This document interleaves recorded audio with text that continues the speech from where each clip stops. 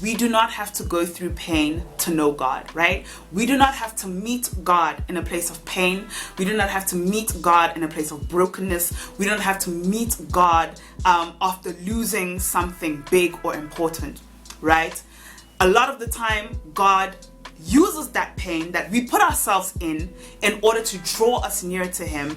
But let's remember that He is a kind and loving Father, gentle Father, right? And He would prefer that we did not have to. He would prefer that we would be in relationship with Him, just by picking up the Bible, just by asking Him questions, just by inviting Him into our days, inviting Him into our drives, just by listening to praise music and God glorifying music, right? But a lot of the time, as human beings, as fallen, sinful in nature humans, right?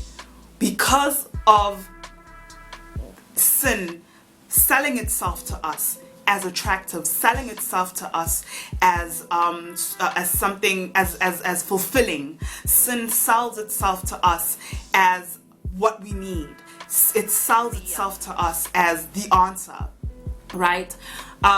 And what it really does is that it pulls us away from God up until it's done with us. Sin, we think that we consume sin. Sin consumes us. We do not consume sin. So sin will sell itself like we are the ones in control of it, right? Sin will sell itself like we are the ones in the driver's seat. But in actual fact, we soon learn, when we have dug ourselves into a very deep rabbit hole, that sin was at the driver's seat all along. That's why so many of us end up only coming to know God when sin has crashed. When we have crashed because of sin, when we have used up all the drugs, alcohol, when we have been used up by people and all of that stuff, right? But God keeps calling and tugging at our hearts every day for us to know Him in the beauty, to know Him in the silence, to know Him in the stillness, to know Him in the calm. All right, because God is a God of peace and calm. He doesn't need commotion to introduce Himself to us. He doesn't need commotion to show Himself to us, right? But because of how we choose to live, we end up only coming to know Him and meeting Him once we have been used up by the world and by sin, right? So wherever you stand right now with God, you might be wondering about Him.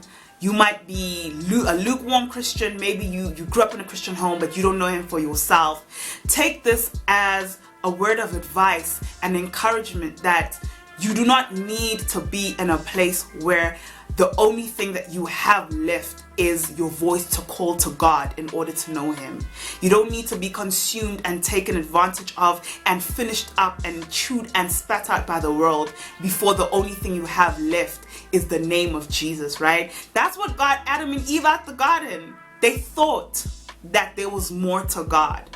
They thought that there was more than what He was calling them to do. God gave them the whole entire garden, the whole Garden of Eden, except for one tree. And that one tree they thought could give them more than what they already had. And the thing that we need to realize as human beings is that with God, we already have everything.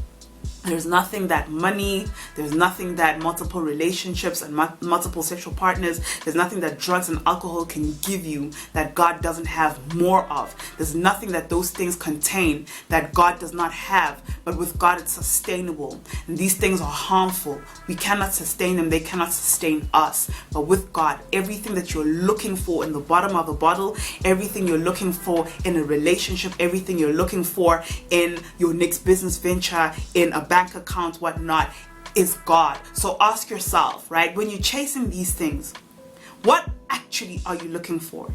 Because when you narrow it down and you get to the bottom of that, you'll find that it's not the money that you want, it's the security. It's not the sex that you want, it's the intimacy. It's not the alcohol that you want, you just want to forget your problems. So come to terms, come to grips, and come to the realization that the things that you think you want, there's something underneath that, something deeper that you actually want and need, and realize that you will only get that from God. The orange lady is out.